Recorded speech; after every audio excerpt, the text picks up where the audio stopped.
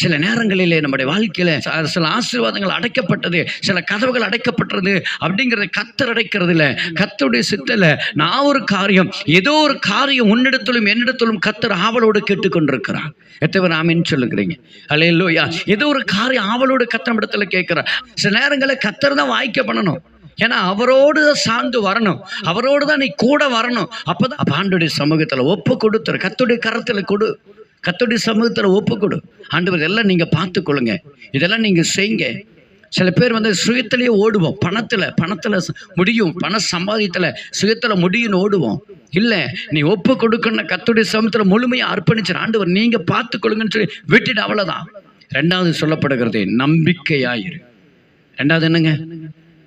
உன் வழியை கர்த்தருக்கு ஒப்புவித்து அவர் மேல் என்ன செய்யுங்க? என்ன வேணுங்க? நம்பிக்கை யார் மேல வேணும்?